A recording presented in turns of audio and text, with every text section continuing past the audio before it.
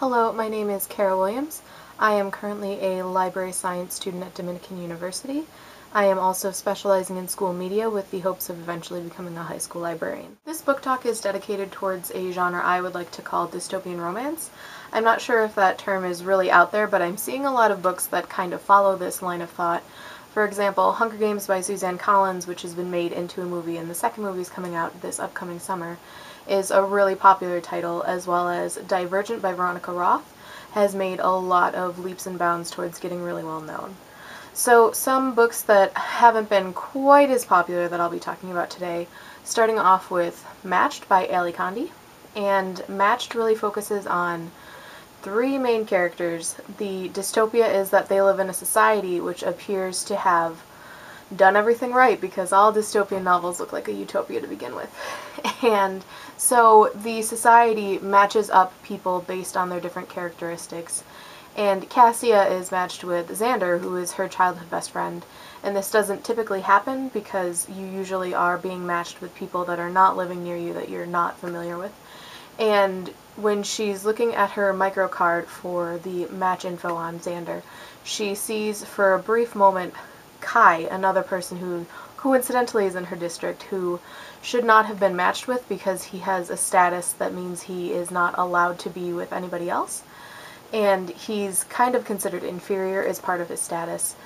And so the first book focuses a lot on Cassia figuring out who she wants to be with and whether or not she wants to go against the society and fall in love with this person who wasn't supposed to be with her. That's a little bit about Matched. It's a trilogy, and the third and final book in the trilogy, Reached, just recently came out, so it is now complete. The second one I would like to talk about is Legend by Mary Lou.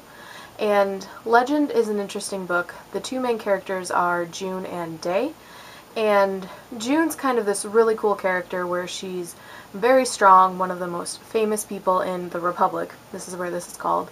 And she really just kind of kicks butt. She is on the lookout for Day, who was suspected of killing her brother. And through the process of searching for him, finding him, and getting to know him, she starts to fall in love with him and challenge all of the ideals that her society has put forth. That one is also more than one book, as seems to be the trend with a lot of these. Then next is Divergent by Veronica Roth. Pretty popular. This one is about Tris and Four. It's based in Chicago, which is really cool. I'm from Chicago, so I find that to be pretty interesting to see, for example, Navy Pier in there, although it's Navy Pier is, I've never seen it because Navy Pier is still up and running, but in the book it's set as kind of a wasteland. In this one, there are different factions where you are placed into on a ceremony when you come of age, and you can pick your faction. Part of picking your faction is taking a test to see which faction you're compatible for. The main character, Beatrice, or Tris as she later calls herself, is an anomaly insofar as she is divergent and has more than one option of what to choose. So she ends up choosing a faction that just puts her through this whole interesting sort of journey that she never would have experienced had she stayed in her faction that she grew up in. It's a really interesting look at how the factions are based off of what they think caused the war, and so they have, for example, Amnesty thinks that being nice and just doing things for your neighbor can really help combat whatever wrong was happening in the war with all of the hatred. So Dauntless, which is where Tris ends up in, thinks that courage is really what's needed and that cowardice is what caused all of the problems with the war. It's a really interesting look in psychology as far as that goes. Some of the things that she does in this book are just crazy and unimaginable, like jumping off of an L platform train. I'm not sure that I could do it. That one is also more than one book, unsurprisingly, and pretty good. The second book is already out. The third book will supposedly be coming out at some point in time in 2013. The next trilogy is Delirium by Lauren Oliver. In this one, Alex and Elena are the two main characters. Basically the society, which this one is totally chilling to me. This society is set up where there is a thought that love is considered to be a disease, and this isn't just love as in romantic love, which is the part that really scares me. It's love in all forms that it comes in, so parental love, love for your pet, love for your teacher, spouse, whatever have you. All forms of love are considered to be a disease. When the people in the society turn 18, what they do is they get a procedure which essentially just is a small-scale lobotomy, and it removes love from all of their hardwiring programs in their brains, and they can't feel it anymore. They also start losing interest in all of the things that they liked as a child, but it's supposed to be a more mature society. Into this, you meet Alex and Lena, and Lena falls in love with Alex, which is quite interesting, and they go on a journey, and things end up in a different place than where it would have been had she not met him.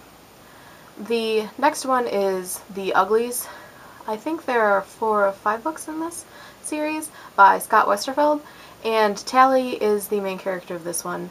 I found this to be probably one of the first dystopian romances that I ever read, and the concept of this one is that all people before they turn 16 are considered ugly no matter what they look like, and when you turn 16, which is coming of age, a common theme in these novels, you will end up getting cosmetic surgery to make you pretty, which is the societal standard of pretty, but it also does things to your personality as well. That's an interesting series to follow along with. Scott Westerfeld is just a great writer, especially for science fiction fantasy. The last one that I want to talk about, which is a little bit different in terms of dystopian romances, it's more of a science fiction fantasy novel, but I really liked it and wanted to fit it in somewhere, and since it's gaining popularity quickly because of the movie, wanted to talk about Stephenie Meyer's The Host.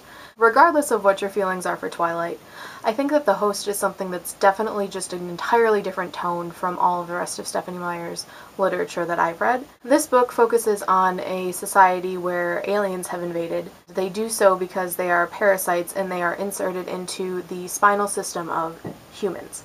By doing this, they take over their brains and take over the person that they used to be, essentially, which terrifying if you think about it again. But at the same point in time, they've managed to make the human race stop fighting each other, now that there are just small patches of human resistance still on the Earth, but most of Earth has been overtaken. This follows mainly Wanda, who has taken over the body of Melanie. She goes on this journey to find out who Melanie is in love with. So Jared, she goes to find Jared and her little brother as well. Thinks that she's falling in love with him but can't piece together her feelings versus Melanie's feelings. Really interesting, just a fascinating look on love, romance. You cry, you laugh, you do all these things, and that's true for most of these books. That's what I have for you so far for dystopian romances. If you have any suggestions for books that you think fit this genre, feel free to post it in the comments. Always interested to hear what you think matches up, or what you think of some of the books that we talked about today. So thanks for your attention. Bye!